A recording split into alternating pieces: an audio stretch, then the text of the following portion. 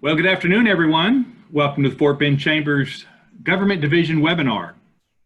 I want to thank you for taking the time today to participate in this event. My name is Christopher Breaux, and I'm the Division Chair for the Fort Bend Chamber's Government Division.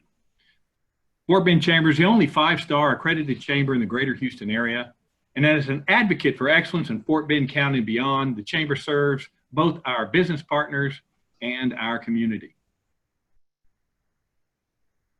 I want to remind everyone about the chat feature down below here.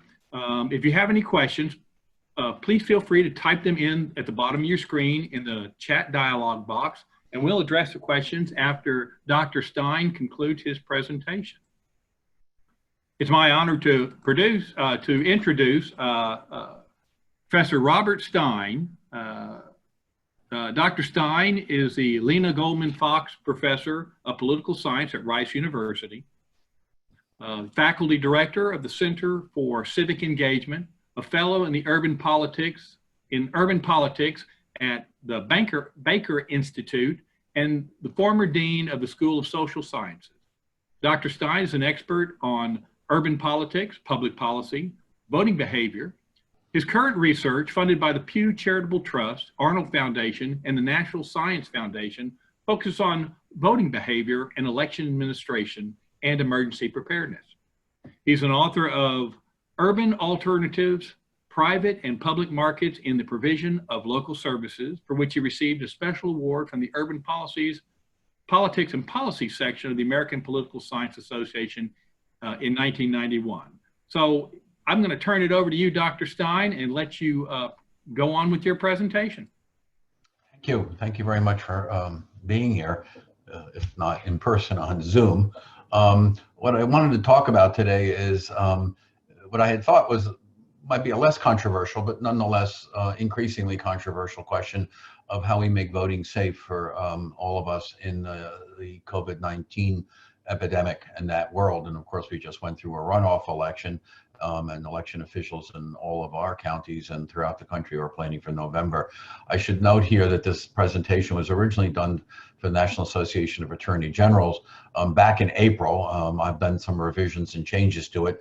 And if you're interested, and I'm happy to share the PowerPoint, this was part of an op-ed that we wrote in the Washington Post on their website, The Monkey Cage. So with no further ado, next slide, please.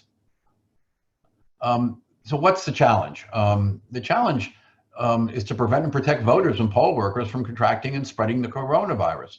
And this can happen mostly with in-person voting, waiting in to check in, checking in to vote, voting, touching a voting machine can transmit the virus.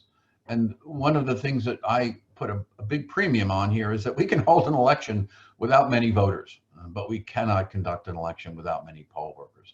And I should point out here that if time permits, I'll talk about some work I've been doing for the Harris County Clerk's Office on the difficulty of procuring and keeping men and women to work our polls, all of whom, of course, are providing what I call a critical service. Next slide, please. So what's the solution? Well, first, there is no simple solution to addressing this problem. Where, when, and how voters cast their ballots on or before Election Day varies significantly. And the thing to remember, it's not just the 50 states that are important here. Our elections are conducted by 3,000, to be exact, 3,745 individual jurisdictions, mostly counties, but in places like Alaska, they're done by boroughs, in Louisiana by parishes, in Virginia by boroughs. And voting by mail has been, of course, widely touted as a means of lessening the risk associated with in-person voting. If we could all vote on our phones, if we could vote on our TV screens, this might be the ultimate solution. For reasons of security and accessibility, voting by mail has been touted as a solution to this problem. I want to argue that shifting millions of voters to mail-in voting can be problematic for legal reasons, as we've seen in Texas, political and practical reasons of implementation, and that's what I want to talk about, and how to overcome those problems if in fact there is a political will.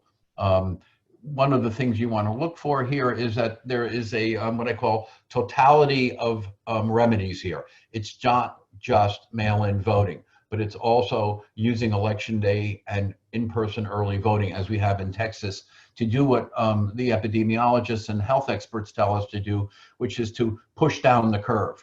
If we have 12, now 13 days of early voting on an election day and mail-in voting, the thesis I'm going to argue here is that if we put all of these techniques and all of these methods with other things, we can solve the problem of spreading and contracting the virus come November, which may pose more, less, or no greater risk than we have now.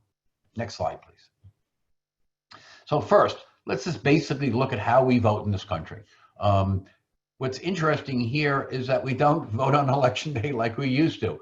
I'm old enough to remember that the only way you could have voted was on election day in person at your polling precinct in your neighborhood. So it was residential. But as you can see, since 2014, the share of vote that's cast in America by mail and in-person early is now beginning to become close to 50%. And in our own state, which led the nation with in-person early voting, that number is much higher. Election day is now becoming, if not the lowest proportion, almost an equal proportion, as we saw just in this July election. So again, my point, if we take advantage of the mail-in and in-person voting, we can, how should we say, spread out voting, reduce contact and contraction of the virus, and still preserve people's right to vote. Next slide, please. So when we talk about voting by mail for the moment, people don't fully appreciate it comes in a lot of varieties. 5 states, Colorado, Oregon, Washington, Hawaii, and Utah, and now soon to be California, vote by mail. Now, what do I mean by that? Every person in those states is mailed a ballot, whether or not they know there's an election, and whether or not they even want that ballot mailed to them. They are automatically mailed a ballot. Of course, this started in Oregon in 1997 and has moved to states, as I mentioned here on the slide. This form of mail-in voting is we call VBM, vote by mail. That is very different than what we have in the other 33 states or another 33 states, which have no excuse absentee mail-in voting, where a voter, for whatever reason they want, can request a ballot. But they have to know there's an election, they have to request that ballot, and they have to do it before every election. Some states actually allow you to have no excuse mail-in voting permanently, but you again have to ask for that permanent receipt of a ballot. There are 13 states that limit mail-in voting, and you have to have an excuse. And our own state of Texas is paramount, is probably the largest state, which has what we call excuse-based mail-in voting. And as you all know, probably have heard, the major excuse is you're over 65. I'm not certain why people over 65 get to vote by mail. Maybe they're all Social Security, but the legislature some years ago decided that. Persons who have some disability, and there, of course, lies the big rub. What is a disability? Normally, when somebody's asked that, they think they're physically impaired and unable to physically get to the polling place, in spite of the fact that there are plenty of remote and drive-through opportunities to vote. And then the third is that you're out of the jurisdiction. You might be traveling for business or other reasons and have to have a ballot mailed to you in Hawaii where you're working. We can talk later on about what a disability is, but the Supreme Court of Texas and the US Supreme Court upheld the Attorney General Paxton's decision that a disability is limited to a physical impairment that prevents you to get to the poll. It did not include the fear of a contracting or spreading the coronavirus, and therefore our election now is still pretty much limited to people over 65. Next slide, please. The share of vote cast by mail is also very deceiving. It's lumpy. The 7 states I mentioned, 9 states by 2018, then in those states, in Hawaii and Colorado and Oregon and Washington, Colorado, the vast majority, now closing on 90% of all ballots, were sent in by mail. But those are in a handful of states. In the in the remaining states, less than 11% cast their ballots by mail. In our own state of Texas, up until the July primary runoff election, the average percent of vote cast by mail ranged between 6 and 8% for every election since the day I was born, 1950. So we're not a big mail-in state, nor was New York. If you try to suddenly double or triple the share of vote cast by mail, even just among people over 45, over 65, you've got some significant problems. Let's look at them. Next slide, please. Let me address one other question here. As we all know, the president has been very critical of vote by mail. He has suggested that it's subject to fraud and cheating and harvesting. Let me point out something, and I hope you can see the color here. In the East, what we would call west of the Mississippi, east of the Mississippi, there's very little vote by mail. Up until recently, the state of New York had no opportunity other than for people over 65 to vote by mail. They've since changed that law for this election. But look at the states where you get green and dark blue.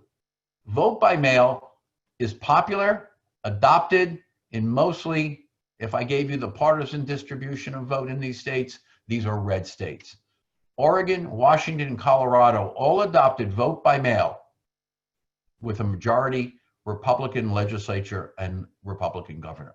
So what I want to point out here is that the adoption of vote by mail and no excuse has always been a Republican initiative, largely driven by cost and higher turnout, reduced costs and higher voter turnout.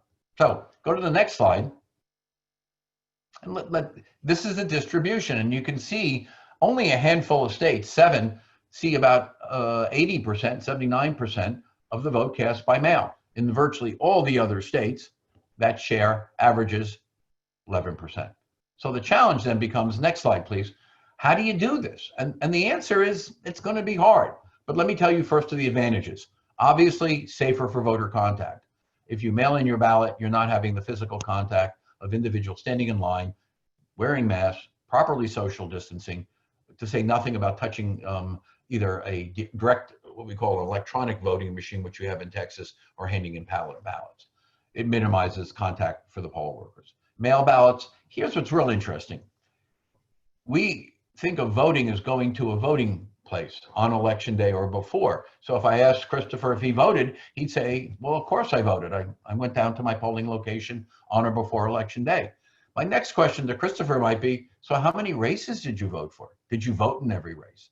Well, Bob, I only had 3.5 minutes, and that's about what a voter, I actually study this, he spends or she spends in a polling booth, because there are lots of people behind you. And you can well imagine in the coronavirus environment, you're not going to dawdle and wait and think about, and you can't take a phone into the polling booth. That's illegal for reasons of voter fraud. But if you get a mail ballot at home, it's like what I tell my students, it's an open book take-home exam that you can cheat on, because you can sit at your computer, you can ask your spouse, you can get on the phone. And what we found in states which have vote by mail and no excuse vote by mail, voters complete more of the ballot. About 97% of the ballots completed, compared to in-person voting, where without straight ticket voting, ballot completion runs around 75%. Mail-in elections are significantly less costly. On my other screen is my graduate student's dissertation chapter on the cost reductions in Colorado's vote by mail system. It is a 40 to 50% reduction in cost. You say, well, how much do elections cost? A lot. Elections are increasingly getting expensive since 2000, when we had the debacle with the hanging chads. And now, whether or not there is or is not hacking and cybersecurity problems, National Homeland Security is requiring states to spend even more, and local jurisdictions even more. Most of this money is borne by the states who fund our local elections. Let me emphasize something here, and I will be happy to share the sites on this, but there is no, and I want to emphasize, absolutely no evidence of partisan advantage in mail-assisted voting. I'm going to repeat that. There has never been any evidence that Democrats or Republicans are advantaged. The only advantage that we were certain we would see is that people who are older might be voting at higher rates because they have vote by mail. And the answer is a little bit, but not enough. And particularly since we know that older voters tend to vote Republican, therein we expected to see a Republican advantage. This has been widely studied and more recently studied in the states that have both vote by mail and no excuse. So again, what are the advantages of vote by mail? They reduce costs, they increase turnout, They increase ballot completion. They have no partisan advantage. And in a pandemic environment, they're safer. So what's the problem? Next slide. Now the problems. What are the leaks? Well, it's estimated in 2008, well before the coronavirus, almost 4 million ballot requests were never received. 2.9 million ballots mailed to voters were never returned. 800,000 ballots in 2008 were rejected for reasons that had to do with improper signatures or failure to return the ballot on time before election day eve. People who vote by mail are significantly more likely to make mistakes. They'll vote for the wrong candidate. They won't get, I know you find this hard to believe, but optically scanned paper ballots are hard to fill out. My students don't do real well on multiple choice. And of course, people who vote in person who make mistakes, but they can more easily ask for help. And as if you voted in Texas on a DRE, you get to review your ballot. So what I'm getting at here, if you go to the next slide, is that it's going to be hard to cure some of these problems. Let's start with the first one, the voter list. If you are a state like Texas that doesn't have vote by mail, and all of a sudden you're going to start voting, mailing ballots to everybody, remember that the voter list exists to determine two things: that you, Christopher Breaux, is a legally registered voter at the address that he claims to be registered at. He will show proof of his registration, usually in the form of a photographic ID, driver's license, and he'll have Christopher's street address, and it'll match up. Christopher will get an appropriate ballot for where he lives. If he lives in precinct 1, he'll get a ballot for his U.S. congressman, state rep, state senator, down to door catcher. But if Christopher lives in apartment 1B of a multi-family apartment complex for the moment, I can't be certain that he'll get a mail ballot, first-class delivery sent to him, because his voter registration just says that Christopher lives at a particular street address solely for the purpose of determining if Christopher is getting the right ballot for his precinct. Precinct can include a lot of houses, apartment complexes, and lots of 1Bs, 2Bs, and 3Bs. But if it doesn't have the right first-class mailing address, so the post person can put it in that slot that says 1B, Christopher will never get his ballot. It'll be returned. In states like Oregon and Colorado, they've been doing vote by mail for so many years that when they did the first round, they would cure. What do I mean by cure? When the ballot came back, Christopher would find out he didn't give them the full mailing address, gave him the full legal address for his precinct. He'll fix that. Over the years, these kinds of problems take time. Voters who've never voted by mail before might not know how to apply for a ballot. Even if they get the ballot, they may not know that they have to return it by a certain day. They may not read the instructions about how to fill it out and how it's required to be signed on the back. And still they may try to drop it off at a polling location, which you cannot do in Texas, and only find out that they have to walk it into the county or put it in the mail. Finally, that some voters who get a mail ballot 2 to 3 weeks before the election might lose it or forget about it and think, okay, I'll just go down and vote at my regular polling place. You won't be allowed to, not unless you surrender that mail ballot. So what I'm getting at is it took years, not months, to build a vote by mail system. It works, and when it is established and running, it is extremely effective for reducing costs, increasing turnout, ballot completion, and saving lives from the coronavirus. But it cannot be done overnight. I'm not against vote by mail. I actually am a strong advocate for it. What I am against is trying to do things in a rush, because anytime you try to rush something, you're inevitably going to make mistakes. And particularly in the case of education and teaching voters how to apply for, how to complete, how to return, it can take time. Next slide, please. So what do we need to make voting safe? There's no question that vote by mail should be extended to everyone who can, under the law, vote by mail. I firmly believe, my personal view is that people who are afraid to vote in person because of contracting or spreading the coronavirus should be allowed to vote by mail. But the court has made decisions. We can discuss that in the question and answer, but why?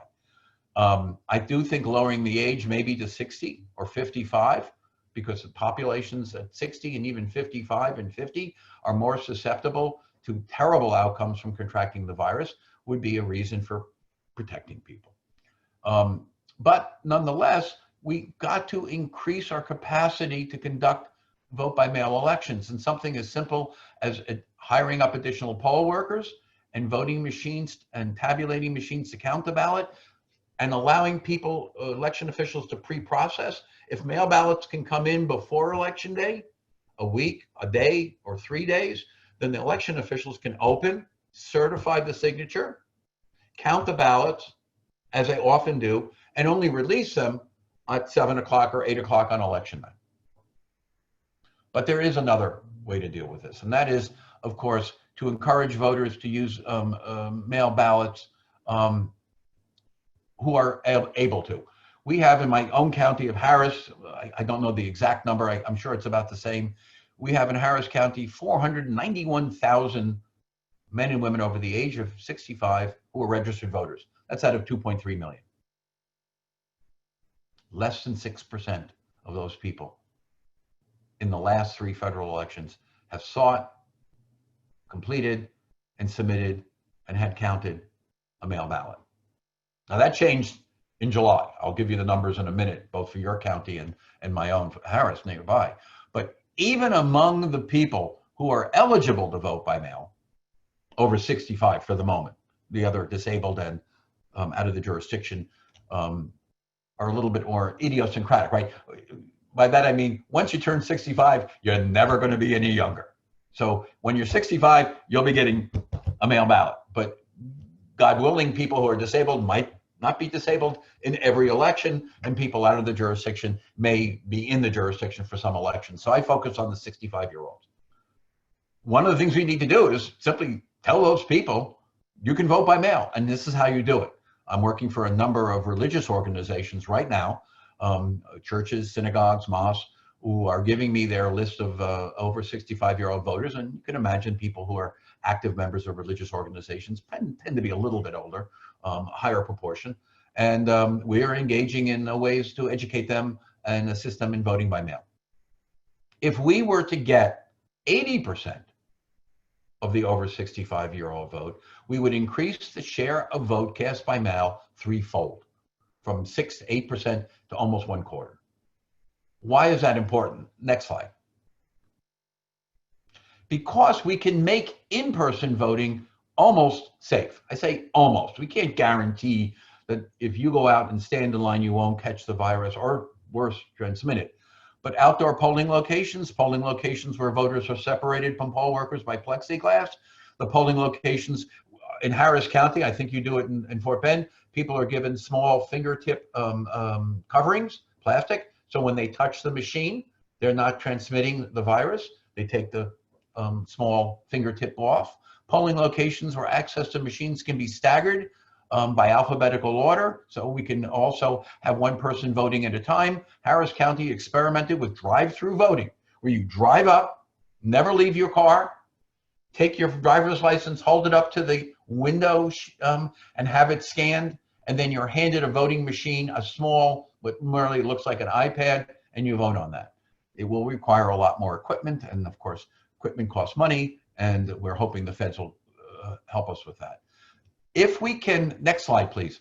If we can push down the curve, if we have 12 days of early voting, 1 day of election day voting, and we can increase mail-in voting, what we're doing is we're spreading the voting out.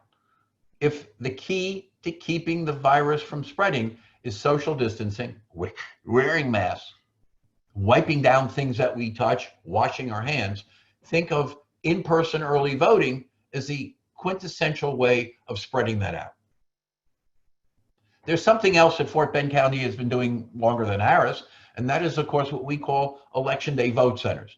In your county, I hope I'm right on this, is about 4 years ago, you allowed people to vote at any location on election day and get an appropriate ballot for where you live. This is sort of early voting on election day. But there's another important feature of election day vote centers, along with early voting, that will really help keep the virus from spreading during voting. And that is that we have what we call I call them big box or large box voting locations.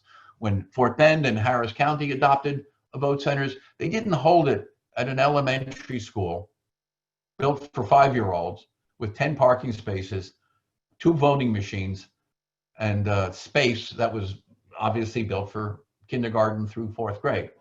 They held it at big gymnasiums at high schools, Fiesta Marts, large locations off of I-10, hotels, big parking lots, big floor space. So lots of voters could be processed where you would have a lot of poll workers. And these poll workers could assist you, not just in checking in, but most people don't vote but once every 4 years and are not that familiar with the voting machines. What we find with these large locations is not only do we get a more efficient voting experience that is quality for the voter, but now with the COVID-19 virus, we have an opportunity to do what? Spread people out. With having a large parking area and possibly matching it with outside voting, or at least checking people in before they go into the voting area, we can also string our lines just like the TSA did when there was lots of people flying on planes, which we don't do too much now. But we can do these things because even on election day, as well as on early voting, we are now reducing the number of polling locations to a smaller number of larger locations where people can not only spread out, both in their check-in, but we can separate physically the voting machines. I know if some of you probably don't know Harris County as well as Fort Bend, I often vote at the Gray Community Center on Gray on the way to school. And what I've noticed is the voting machines are really right next to each other. I mean, you are really just an elbow away. Well, obviously that's not going to do. And again, what we did in this election, in the runoff, was we had the same number of machines, but we just spread them out over a larger area at the Gray Community Center, actually in the gymnasium. And in my county, in Harris County, the clerk is trying to do something like that by locating on election day more big box voting locations. We can also extend the hours, and that's what the governor just did. Governor Abbott, for the runoff election, I'm assuming he'll do it for the general election, will increase the number of hours. Why is that important? Well, voters don't like to wait in line in any election. And they're always trying to game the system and figure out, well, if I vote early over here at 2 o'clock, will my line be short? A simple solution to this problem, Harris County is working on it, I know Fort Bend does it reasonably well, very well, is develop an app that voters can get to on the website that tells them in real time what the line length is at any voting location from the first day of early voting to election day. I've developed this for Harris County with my colleagues in computer science. We've done a prototype of it. We're running it, but this has a dramatic effect. The big thing here, again, we can do is let people know. We're talking to Waze and, of course, Google Maps so that it'll be up and available starting with the first week of early voting, because what people really want to know is, tell me where the voters are not. So what you see what I'm suggesting here is simple things. Encourage people to vote before election day. Encourage people to vote by mail. If they insist on voting on election day or in person early, that's their right, and we should not in any way discourage it. Many people like to wait till the last day, not because they're procrastinators, because they think they'll miss some information or debate. That's their privilege and right, but we should make it certain that they have spacing, protective equipment for poll workers and voters, and full information about where and when they want to vote so that they can make the choices of convenience versus risk versus where and when to vote. This is not rocket science. It's really simple. I should point out it costs money, because one of the problems right now is finding locations that are big enough that we can spread out the check-in times and the polling and the physical location of the machines. We're going to have to hire up more poll workers to process the paper ballots. And I am hoping as we speak right now, the U.S. House of Representatives and the members of the U.S. Senate are negotiating over another relief bill that will provide that kind of assistance to state and local governments. I want to go just about 10 more minutes, maybe a little less. Chris, just keep me on the clock if I go over. Next slide, please. So again, simple recommended strategies: capitalize on changes in voting to enhance safety. I would encourage the governor and the attorney general to let anyone who wants to vote by mail vote by mail. However, one, I don't think that's going to happen. We can discuss that why politically. Two, it will cost not just a lot of money, but it will cost a lot of votes. I'll make this open prediction that as we increase the share of vote submitted by mail, we'll increase the proportion of that mail-in ballot that's disqualified. People will make mistakes. So what we need is to focus on supporting the local election officials and taking that direct federal funding and informing people about how to apply for, complete, submit a paper ballot. My money's on old people, not only because I'm old, but because they've often voted before, less likely to make mistakes. I think two other, I want to make certain I haven't missed anything on my,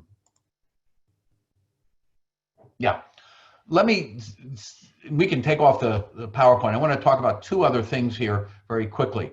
All of what I've just talked about is speculative, right? So up until March or April, we didn't know really what a coronavirus would do, not only to our way of life, to our economy, to our confidence, but in the conduct of an election.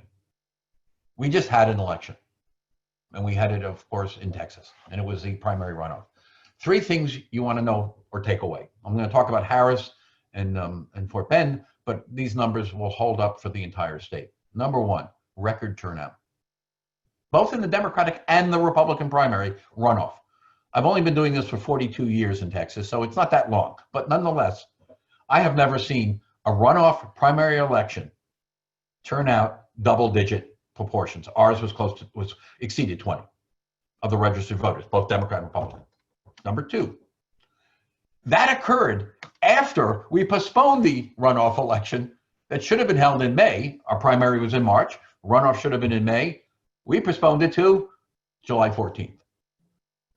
Now, I know that people weren't traveling on vacations because of the virus. We've done this once before when there was a runoff primary election in 2000 and help me here, 14. But that was because of court-ordered actions.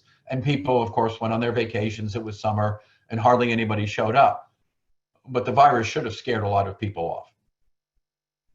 In the Democratic primary runoff, there was at least a statewide race for the U.S. Senate nomination, but there really wasn't a marquee election runoff for the Republicans, and still they showed up. The proportion of vote cast in Harris and Fort Bend by mail almost tripled and went to 21%. 27 in Harris, I think 23 in Fort Bend. Here's what's real interesting. Who voted by mail more, Democrats or Republicans? It's not a trick question, Republicans. Statewide, the evidence is, and it's not definitive yet, but in the Fort Bend and in the Harris County, there was not a statistically significant, but a higher rate of mail-in voting, mostly by Republicans. My guess is that because more Republican voters are over 65. That's why. Democratic voters tend to be younger, higher proportion, not big. But remember, the president was telling people voting by mail is wrong, fraudulent. I didn't think he would say dangerous, but dangerous for the body politic. Didn't seem the message was getting through. Third point here is that the share of vote that was cast before Election Day in the primary runoff exceeded 60%. So if you take mail-in voting, in-person early voting, they now dominated the runoff election. Election Day was, not much more than 20 to as much as 30, 35%. So what you're seeing in these two counties, and these numbers I think will hold up statewide, is that election officials have been attempting, if not directly, indirectly through their parties and their political candidates, to tell people, these are your options. And if you're concerned about the coronavirus and you can vote by mail, there are other options: in-person early voting, larger locations, more times, more days for you to make a choice that maximizes your preferences, the fear from the virus, a desire not to vote until the entire election and campaigning's over on election day, and still protect yourself at locations that have shorter lines, more PPE, and the spreading out of the actual voting machines. Now, everything I've just said was for a turnout that was 20%, 21, I think. So if you do the math on that, there are about 16, I think there are almost 17 million registered voters in our state. And if we're talking 20%, we're not talking a lot of voters. I'm a big bicyclist. And so on election day for the runoff and during early, I biked around Harris County to see all the lines. And there were no lines. There were just no lines. And that was good. I wish more people voted, but that's your right to vote and not to vote. That's not going to happen in November. I don't care what party, Klingon, Romulan, Democrat, or Republican, we are going to have historically high turnout. And what do I mean by historically high? I think even in our own state, which is traditionally a low turnout state, we will approach, if not exceed, 60% of the registered vote. So if you have 2.3 million voters, you're going to be seeing darn close to 1.7, 1.8, maybe as many, and maybe more. In states that higher turnout, Iowa, Colorado, who votes by mail, their turnout rates will exceed, I think, 75 and begin to approach 80%. In states like Texas, which I don't think is going to relax the rules on no excuse mail-in voting, I fear that the challenge for the election officials is the same challenge. I think they did it admirably in a runoff election, but it will be just simply more difficult.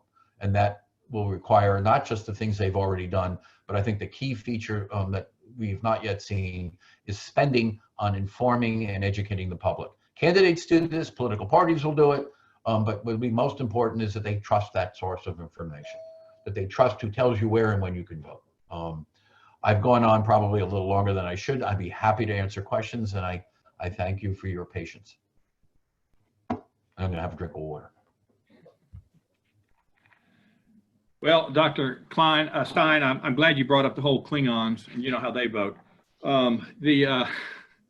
So a little bit different topic on the straight ticket going away, straight ticket voting. What's that going to look like in the fall? Yeah, we have a big project on that. So as some of you already know, the legislature in the last session got rid of straight ticket voting. And the politics of this are straightforward.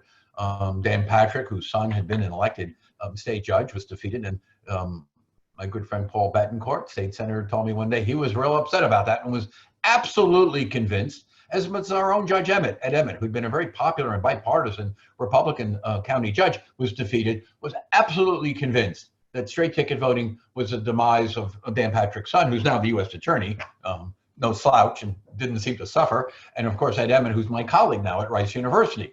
Well, like a lot of good ideas, upon further inspection, we find out not true at all. Straight ticket voting is not the cause of people, how can I say this, splitting their ticket.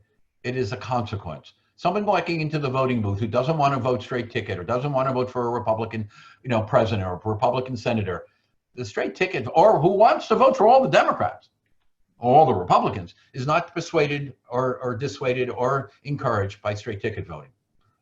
Research is beginning to show that pretty clear. It does seem to suggest that these voters will oftentimes miss, when they vote straight ticket, non-candidate based races at the bottom of the ballot. But let's get to the real question. Will the Republicans who were convinced this was going to be a panacea for them in November, will it hold? And we won't know, but we may never know. And why? Because more voters are going to be voting by mail. And when you vote by mail, the option to vote straight ticket, although it's there or now not there, is not in any way impeded because you've got the same paper ballot in front of you. Now, it lets you just hit one little thing, but you can go all the way down. And even for the Democratic judges or Republican judges you've never heard of and are not willing to vote for them, what can you do? You can pick up your phone, you can turn to your computer and find out who they are. So I'm eager to find out the answer to this. I think ballot completion in mail-in paper ballots is so much higher that it may have an offsetting effect on the straight ticket voting.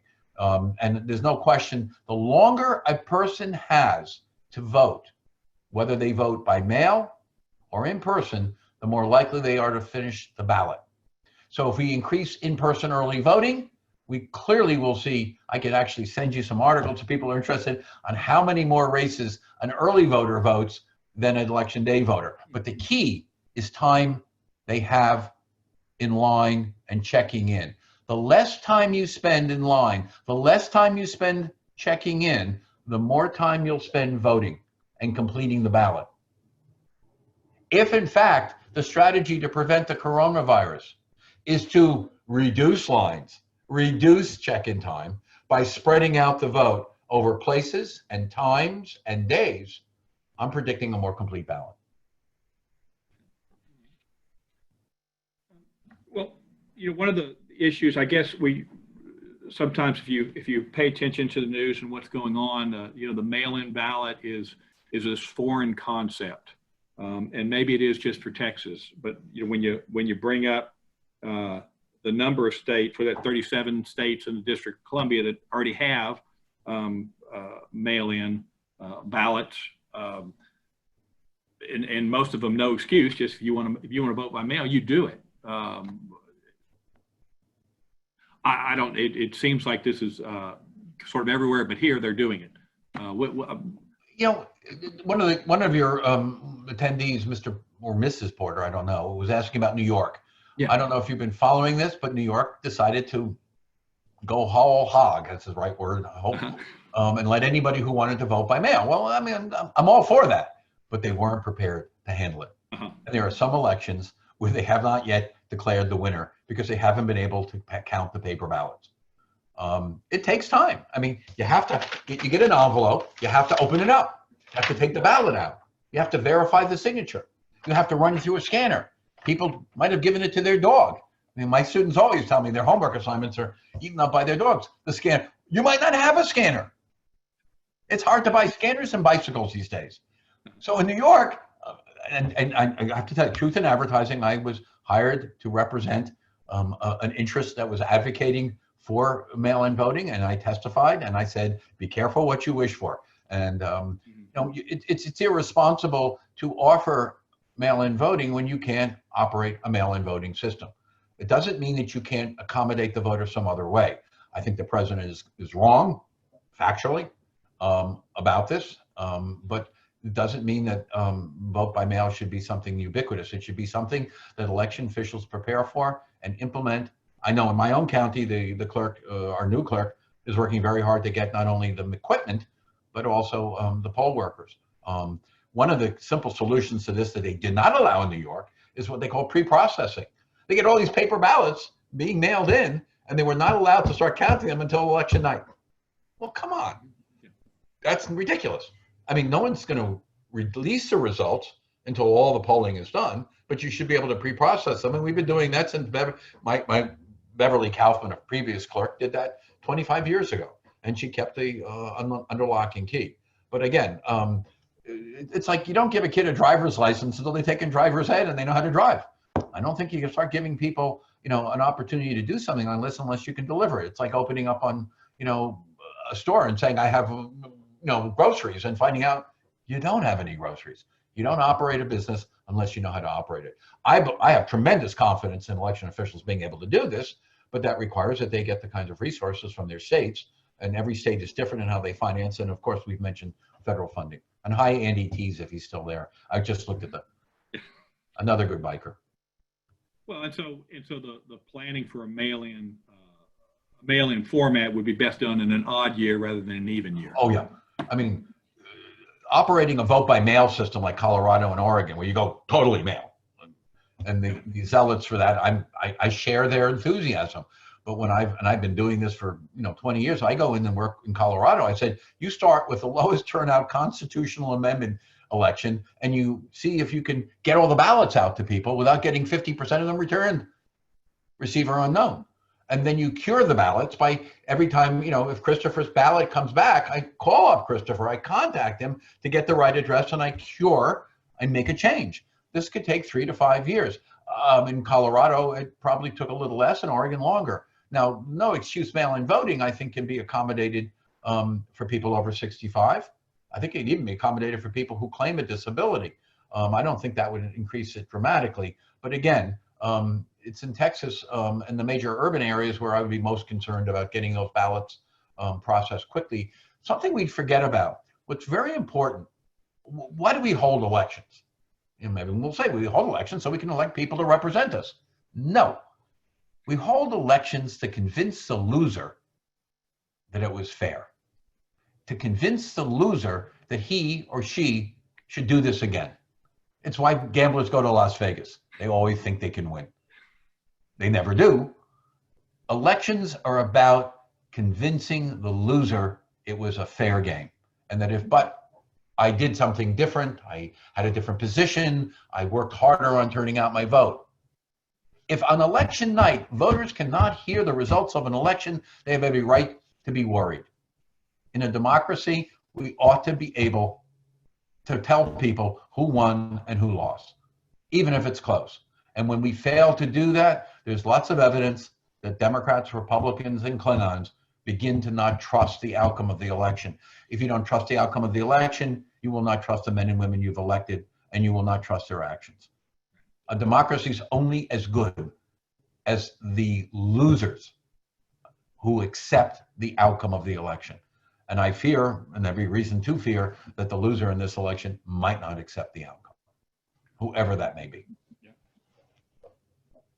Well, you know, one of the issues, you brought it up earlier, you talked about the Harris County clerk and poll workers, getting poll workers, making the poll workers safe. We had this last, the runoff here, there was a whole new set of poll workers and are typically at my precinct. Yeah, we've been working with our Harris County clerk, and we were worried what would happen in Texas would happen in Wisconsin. I don't know if you're familiar with it, but they had a February primary, and in counties like Milwaukee, the biggest city, they went from 150 polling locations to 5. Why? They couldn't get poll workers. And sadly, last count was well over 50 men and women who worked the polls in Milwaukee in that primary contracted the coronavirus. In Harris County, the clerk approached us. I should say that most of my work is supported by NSF, the Arnolds, but also my own university funded this part. We surveyed 15,000 poll workers in Harris County who've ever worked the polls. And we queried them about what they wanted to see that would assure them of safety and that they would work the polls. And then the clerk worked on those things. PPE was the obvious one, but a lot of things about how to space out the voting machines, how to space out the voters, and how to take machines in and out of service so they could be wiped down and cleaned. And then this drive-through. I can tell you this, there was, except for Ms. Stannard, who was the Republican Party representative for recruiting poll judges, called me or called the clerk and said, we're having some difficulty filling some of our slots. And we did yet another survey. And what was important here was Ms. Stannard gave us some suggestions for questions that specifically addressed early election day and location. So poll workers are a lot like voters. There were certain locations that they clearly preferred. We think it's because of safety issues. Some of it may be convenience. I like to work over here because it's near my house, but paying attention to those details. I can tell you this election had no problems with poll workers in Harris County. That was not the case in Bexar County. I'm sure some of you may have read newspaper account. They had to shut down some polling locations. Wow. Because they simply could not staff them. So as I said early on in the lecture, you can run an election with very few voters, you know, we often do. Yeah. You cannot run an election without poll workers. If you don't have an adequate number of poll workers, you don't have an election. Oh, you have an election here, but not here. And so we pay a lot of attention. I'll just say this, I have worked with poll workers for the last 15, 20 years now in my work. They're an astounding group of people and have motivations ranging from pure altruism and public service to, as we know, you can make quite a bit of money working the polls. $3,000 for a poll judge who works early in election day in Texas. We're one of the highest compensated, and we do something else. We allow poll workers to work different shifts, part-time and full-time. And that's important because it allows you to, the poll judge, the clerk, and the poll worker engage in kind of a conversation, if not a negotiation, to get the best people at the sites where their skills, interests, and predispositions are aligned. And that's a kind of a market mechanism. As any business person would know, you hire up your employees to do the tasks they can do well and they want to do without having to monitor them and sit over them. And that's what makes for good elections. Okay. Well, Professor, let me have you pull out your crystal ball. We're predicting a larger turnout this fall. Will it be more, younger folks or older folks come out more? Which would be the increase? I mean, bigger increase. My prediction's based on what I saw in 218. So let's look at 218, and I think you can draw, it's one point to another point. It's always a straight line, but I think it's going to be upward. 218 was the highest turnout election in the history of this country and of Texas since the end of the Second World War. We have never had a midterm election where we've exceeded 50%. We've never had a midterm election in Texas since 1950 that exceeded 40% statewide. Yeah. 2, the proportion of vote under 45 equaled, and in some counties, Harris in particular, exceeded the proportion of registered vote at under 45. That never happened. You had people voting who had not shown any history under the age of 45 of voting in a midterm congressional election. The other end of the continuum is that we don't all live forever. The proportion of people over the age of 65 who were in the electorate in 2016, but not in the electorate in 2018, almost 4.5%. So these are people who are moving. Now, they're not always dying, but they're leaving the electorate. That means they move to another state, another jurisdiction. Actually, not another state, because I can follow them. What's happened is there's been a slow glacial change. So what do I mean? I mean that there are more Republican voters leaving the electorate, and what's replacing them are disproportionately younger, of color, non-Republican voters. That's what turned out in 2018. I'm not even getting into the candidates, whether they be Mr. Cornyn, our senator, or President Trump, or Joe Biden. What I'm saying is the demography of the electorate has changed. Younger voters don't vote at rates that older voters vote. Now they are. I will predict that older voters will be a higher proportion of the total vote, but the gap will close. I'll further expect that under 45, and some people think 45 is not a very young age, but in voting business, it is, because that's about the time you buy a house, get a job, have kids, and are residentially stable long enough to vote at the same place over 4 years. And what that means is that I think there's every reason to think that the Democratic Party in Texas is in a much more competitive position to win seats, hold seats, and possibly take control of the lower house. And if you don't believe me on that, I'll give you a better authority. The junior senator from Texas, Ted Cruz, who spoke like I did on a Zoom at the Republican National State Party, and he has been very outspoken saying this is not a time for complacency on the Republican Party part. I think he also, Ted Cruz is a very smart man and runs very good campaigns, by the way. 2 of my former students work for him. But what's important is he knows what I know. This is not rocket science. This is no secret. The party has got a problem, and it's a demographic problem. The president is a wild card in this. I wouldn't even begin to project whether he'll win. I'll say this, his margin of victory, the Republican candidate's margin of victory for the presidential election in Texas since 2008 has been going down 3 to 4 percentage points. It was at a high of 12 to 15 when Mr. McCain ran. It went to 12 when Mr. Romney ran. It went to just under 10, just over 9% when Donald Trump ran. I believe that the next presidential candidate, if it's a Republican in Texas, I think they'll win. It won't be much over 5 points. And if it's not over 5 points, I think there's every reason to think that Joe Biden could win Texas. That would be a big surprise to me, a big surprise. But I would not say an astonishing surprise. The better bet is that the president takes Texas with 5 points, and that John Cornyn is reelected by 9 or 10 points. So that the president becomes, think about a straight ticket vote, the president becomes probably neutral or a drag on the Republican ticket. John Cornyn probably runs numerically and percentage-wise more votes than the president in Texas. And that's because he got rid of straight ticket voting. I think there are a lot of Republicans who like John Cornyn a whole lot more than they like President Trump, as there were a lot of Republicans who did not like Ted Cruz, but didn't vote for Beto. But of course, not voting for Ted Cruz in 2018 was tantamount to voting for Beto. I think that's the real challenge. Is Beto less desirable a candidate than Joe Biden if he was running? And I guess now it's MJ Hager. But I think the Democrats clearly see an opportunity here. I don't think that a Lizzie Fletcher, for instance, is likely to lose her election. And I think there's a chance that the Democrats could pick up the Pete Olson seat in Fort Bend, even with Mr. Nels on the ticket, and who ran a very, very strong race, both in the primary and has been a multiple term county sheriff. I still think the Democratic base in the county is much stronger than it was even when Pete Olson, another former student of Rice, won by, I think, 5 points. So I'm much more bullish on the Democrats nationwide, but that's simply because they're challenging the same way that, of course, Donald Trump was challenging in 2016.